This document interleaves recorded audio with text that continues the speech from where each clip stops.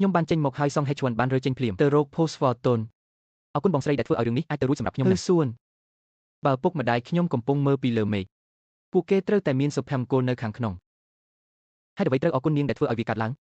ងមនុស្សតែម្នាក់គត់ដែលខ្ញុំចង់រៀបការជាមួយគឺអ្នកវាគួរតែជានាងសូមអរគុណចំពោះចិត្តសប្បុរសរបស់អ្នកបើអ្នកមិនយល់ព្រមទេខ្ញុំពិតជាមិនរៀបការជាមួយអ្នកទេនាងបានក្លាយជាប្រពន្ធចុងពេលនាងនិយាយទៅកាន់ post Spon Thornton សុភាពរៀបសារនិងមានរូបសម្បត្តិសម្រម្យនាងគឺជាដៃគូដ៏ល្អឥតខ្ចោះសម្រាប់ខ្ញុំក្លាយជាប្រងើយកន្តើយទាំងស្រុងឪពុកម្ដាយរបស់ Spon Thor និង post Spon សុទ្ធតែដោយសារឥឡូវនេះនាងមានចិត្តសប្បុរសណាស់សូម្បីតែពេលស្លាប់ក៏ដោយហើយអ្វីបានជាអ្នកមិនផ្ដល់កំណត់ទ្រព្យវេទមន្តខ្លះដល់នាងបុរាណវេទមន្តជាសំណងឪពុកម្ដាយនៃ post Spon Thornton គឺសត្វដ៏អស្ចារ្យមួយគូបានរកឃើញខ្ញុំពួកគេបានប្រព្រឹត្តចំពោះខ្ញុំដូចជាកូនប្រុសរបស់ពួកគេគួរឲ្យអាណិតណាស់គូស្នេហ៍ដ៏សប្បុរសនេះប្រពន្ធបានជួបប្រទះនឹងរឿងមួយពេលនាងចេញក្រៅសត្វសាហាវនោះបានស្លាប់នេះក៏បានបង្កឲ្យមានព្រះ Phoenix ផងដែរភ្លើងនោះត្រូវបានរកឃើញនៅទីបំផុតដោយត្រកូល Phoenix កាលពីជាតិមុនខ្ញុំទន់ជ្រាយដោយសាររឿងនេះ Spon Thor និង post Spon តែងតែសម្របសម្រួលនិងផ្ដល់ទិន្នផលគាត់បានឲ្យវាទៅគាត់តែនៅលើគ្រែស្លាប់របស់គាត់ប៉ុណ្ណោះខ្ញុំបានរៀនពីពាក្យសម្ដីរបស់គាត់ថាវាបានបង្ហាញថាបុព្វបុរសរបស់គាត់សត្វសាហាវនោះពិតជាត្រូវបានគាត់ហៅមកមែនមកទីនេះដើម្បីកម្ចាត់ខ្ញុំគាត់មិនបានសំបីតែនាងស្ដាយក្រោយដែលបានសម្លាប់ឪពុកខ្លួនឯងម្ដាយខ្ញុំសម្លឹងមើលពួកគេដោយត្រជាក់ចិត្តដោយមិនបាននិយាយអ្វីមួយម៉ាត់ទេពេលឃើញបែបនេះ Spon Thor post Photon បានទាញវាយ៉ាងស្រាលគាត់បានទាញសម្លៀកបំពាក់របស់ Song Hye-chun សុងហិចសួនបានគិតអំពីព្រះមួយអង្គគាត់បាននិយាយថា Chen Si ខ្ញុំមានរឿងមួយដែលត្រូវធ្វើខ្ញុំកំពុងប្រាប់អ្នកខ្ញុំសម្លឹងមើលនាងដោយការមិនអើពើតើវាជាអ្វី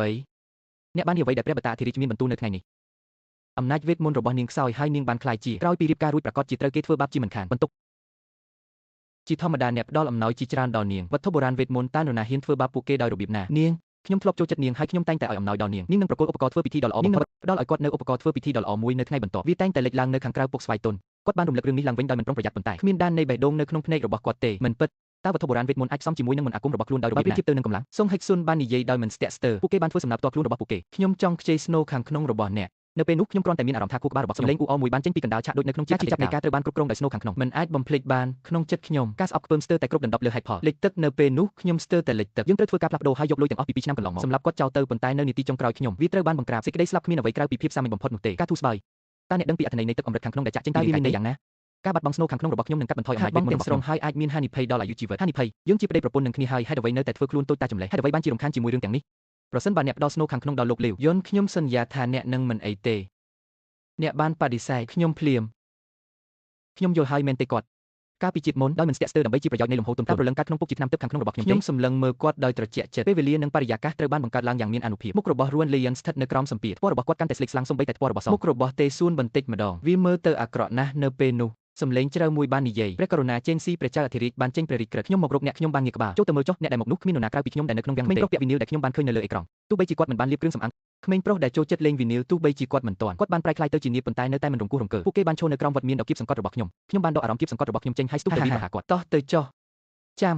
ពេលខ្ញុំនិយាយចប់ភ្លាមសុងហិចសួនគាត់បាននិយាយឡើងភ្លាមគាត់មិនអើពើនឹងមនុស្សនៅក្បែរគាត់ទាំងស្រុង Spon Thor post Photon ដែលស្ទើរតែមិនអាចទ្រាំទ្របានគាត់គ្រាន់តែសម្លឹងមើលវាដោយការមិនពេញចិត្តនីតិជន This vinyl talk នេះនឹងអ្នកមានអ្វីត្រូវនិយាយអនាគតរបស់ក្មេងប្រុសនេះជារបស់ខ្ញុំឥឡូវនេះខ្ញុំជាស្វាមីរបស់អ្នកហើយជាធម្មតាខ្ញុំមានរឿងចង់និយាយជាមួយបានប៉ុន្តែខ្ញុំខ្ជិលពេកក្នុងការនិយាយជាមួយសង្ហៃឈួនបានពន្យល់ច្រើនណាស់អ្នកមានពេលវេលានិងទំនោរចិត្តចង់ខ្វល់ខ្វាយអំពីរឿងទាំងនេះទេប្រសិនបើអ្នករៀបចំខ្លួនបានល្អសម្រាប់រយៈពេល5ថ្ងៃក្រោយការសាកល្បងនៅអង្គហែទឹកនាគប្រែរូប5ថ្ងៃក្រោយមកវានឹងចំណាយពេល500ឆ្នាំការសាកល្បង Dragon Transformation Pool ត្រូវបានបើកហើយនៅពេលនោះអ្នកដែលចង់ប្រែក្លាយទៅជានាគពួកគេនឹងមកហើយទៅចម្លើយត្រូវបានចេញស្របតាមពិធីបុណ្យវិញ្ញាណឋានសួគ៌ខ្ញុំដោយប្រើប្រាស់ស្មារតីនៃតុលាការវិញ្ញាណដើម្បីជួយអ្នកឲ្យរួចផុតពីគ្រោះថ្នាក់ក្នុងពេលតែមួយចេគីចាន់វិញ្ញាណនៃតុលាការវិញ្ញាណគឺមានឥទ្ធិពលខ្លាំងណាស់កំហុសបន្តិចបន្តួចអាចនាំឲ្យមានការរិះគន់ត្រូវបានគេលួចត្រឡប់ទៅទម្រង់ដើមវិញឬអាក្រក់ជាងនេះទៅទៀតវាថែមទាំងអាចប្រែក្លាយទៅជានាគហើយវិនិច្ឆ័យទៀតផងបើមិនដូច្នោះទេភាគច្រើននៃកូនប្រុសនាគនឹងជ្រើសរើសទៅច្រើនដងទីវានៃក្តីស្រឡាញ់វាអាចមានរយៈពេលខ្លីដូចជា3 4ពាន់ឆ្នាំឬវែងដូចវាត្រូវការពេល10000ឆ្នាំដើម្បីប្រែក្លាយទៅជានាគកាលពីអតីតកាលរបស់ខ្ញុំពឹងផ្អែកលើស្នូខាងក្នុងរបស់ខ្ញុំនឹងកម្រាលឥតលំនាំរូបសត្វ Phoenix ជ្រើសរើសដោយសុងហេជាលើកដំបូងក្នុងរយៈពេលរាប់លានឆ្នាំមនុស្សម្នាក់ដែលឆ្លងកាត់ទុក្ខលំបាកហើយប្រែក្លាយទៅជានាគ